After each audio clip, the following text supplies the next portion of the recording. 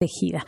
Bueno, y ahora conversamos con la exministra Marisol Pérez Tello. Ella fue exministra de Justicia y por supuesto tiene algo que decir con respecto a este entrampamiento en el que nos hemos visto para poder encontrar un marco legislativo que permita sacar a los presos de las cárceles en una situación en la que ya se está complicando el asunto. Hay más de 180 internos fallecidos y el nivel de contagios es bastante alto. Sin embargo, en el Congreso no se llegó a un acuerdo y ahora el Ejecutivo quiere plantear un proyecto de ley para que se resuelva este problema.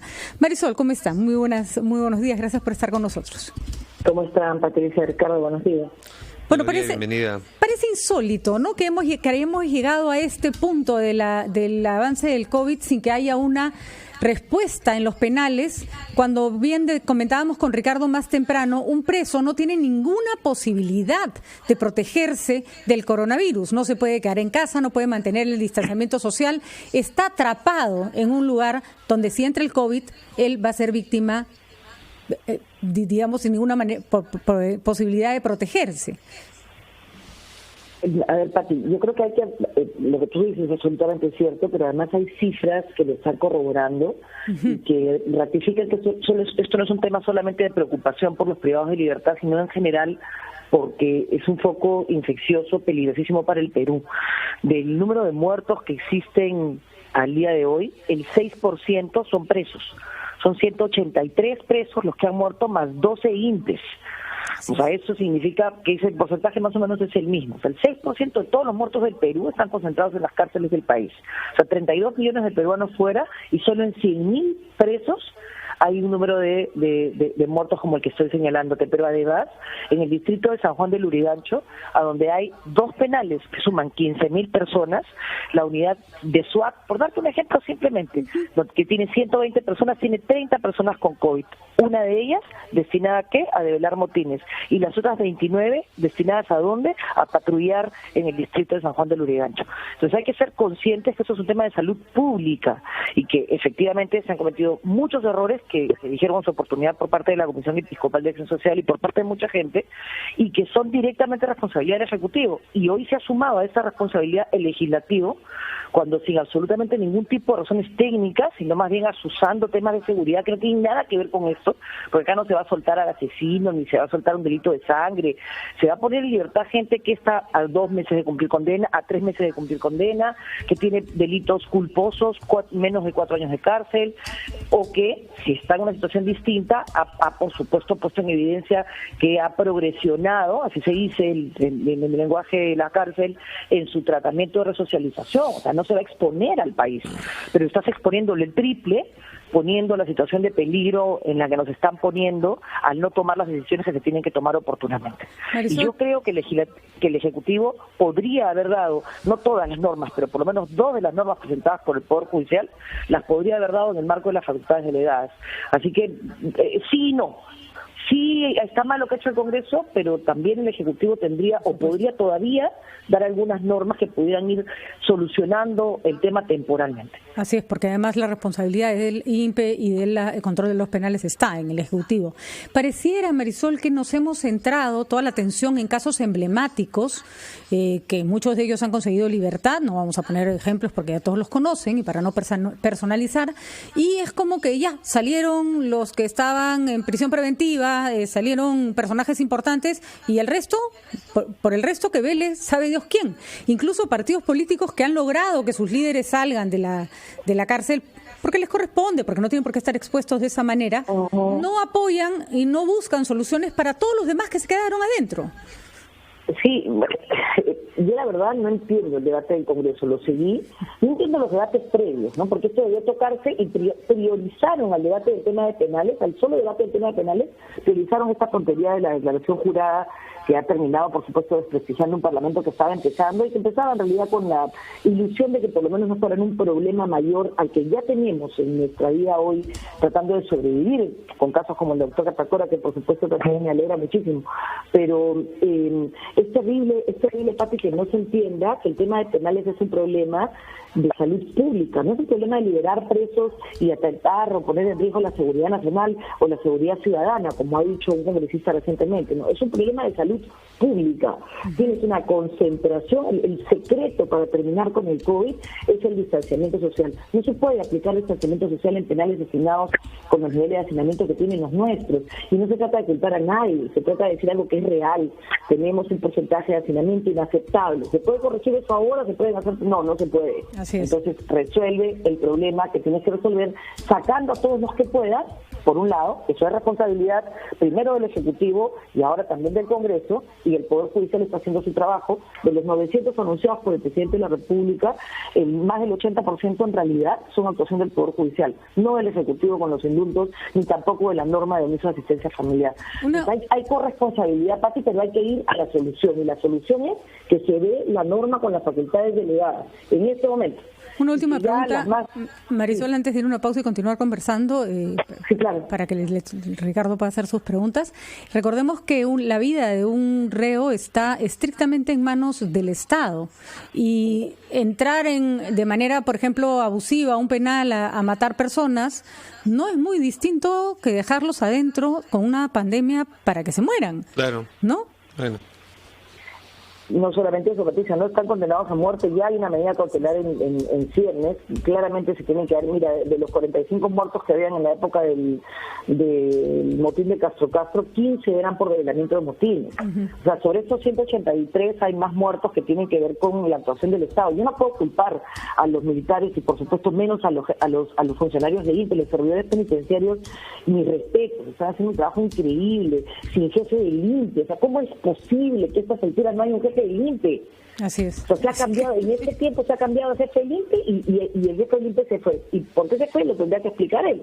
Pero básicamente tiene que ver con que no se han hecho las cosas que se tendrían que hacer. No se está tomando en cuenta como una prioridad. Vamos a una pausa y al regreso vamos a conversar con la exministra Marisol Perestello sobre lo que está pasando con las comunidades amazónicas, con las comunidades indígenas en nuestro país, que son los olvidados de los olvidados. Volvemos en un momento con esta información.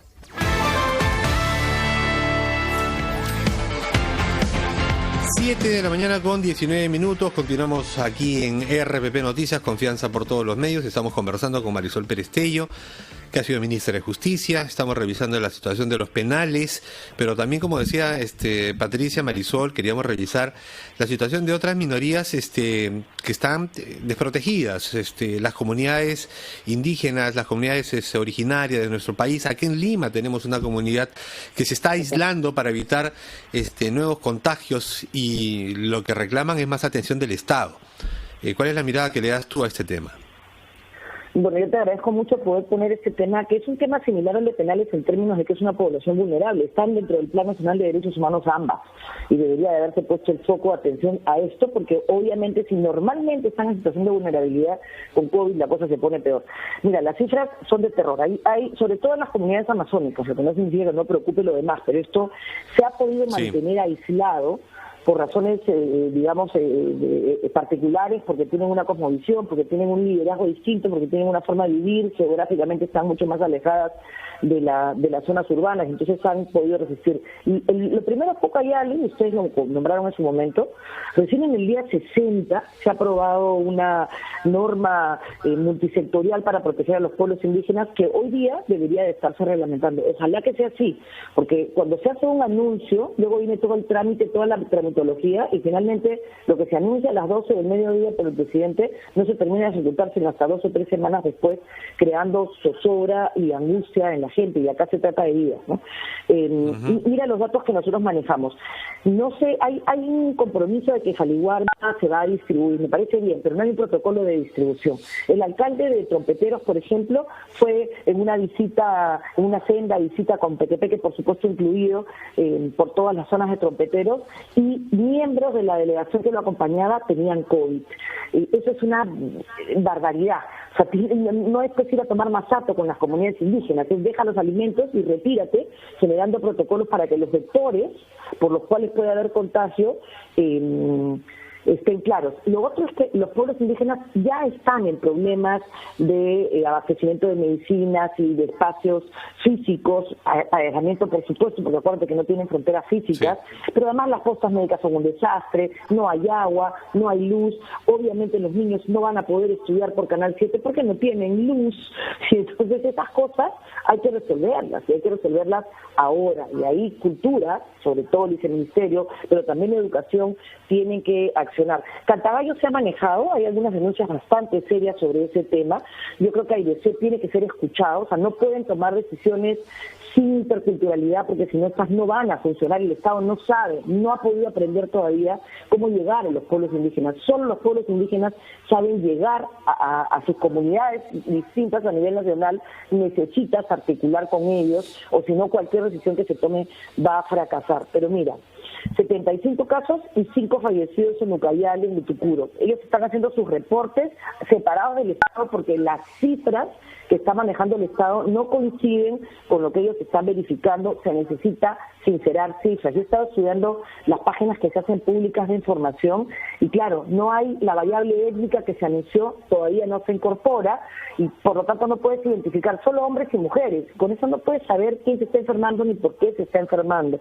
Y no solo para temas indígenas, esto aplica para todo. Y en Ucayali las denuncias son todavía muchísimo más graves, porque lo que te señalan es que una es la cifra del Estado, otra es la cifra del gobierno regional y otra los muertos en los cementerios. Entonces, en realidad, sí es un llamado a que no esperemos a que el tema de los pueblos indígenas esté como el tema de los penales cuando ya no se puede hacer nada. Hay 88 millones anunciados, ojalá que se termine ejecutando. Es muy doloroso, pero hay que decirlo, ¿no? Recordemos, Marisol, que las comunidades indígenas además tienen sistemas de organización bastante eficientes. Entonces se puede montar sobre estos sistemas de organización una metodología que ayude a llegar esta ayuda y este tratamiento de manera ordenada. Por cierto, como bien señala, mandar a gente con COVID a una comunidad es una falta de respeto absoluta. Ni siquiera se tomaron el trabajo de tomarse una prueba rápida antes de ir a donde una población vulnerable, ¿no? Eso da cuenta de cómo que hay peruanos de distintas categorías. O sea, así los considera el gobierno, que no merecen el mismo respeto y el mismo cuidado que otros, ¿no?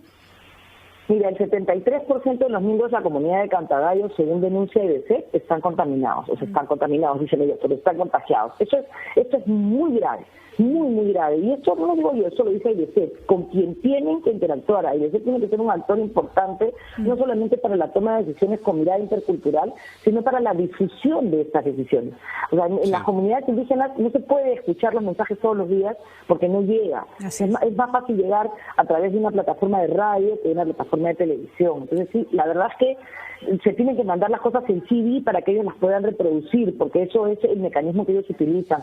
Se podría hacer un sistema de clases semanales y distribuir por río, ver la metodología para entrega, pero si no se les escucha, entonces difícilmente se va a poder resolver los problemas, ¿no? A mí, en verdad, sí me parece que ese es un tema que hay que decir, y desde la CAP y desde la Comisión Episcopal se está haciendo un trabajo súper serio en temas indígenas también. Así es, hay entonces... Esperemos que se atienda pronto, Pati. Así es, sí hay plataformas sobre las cuales montarse, ¿no?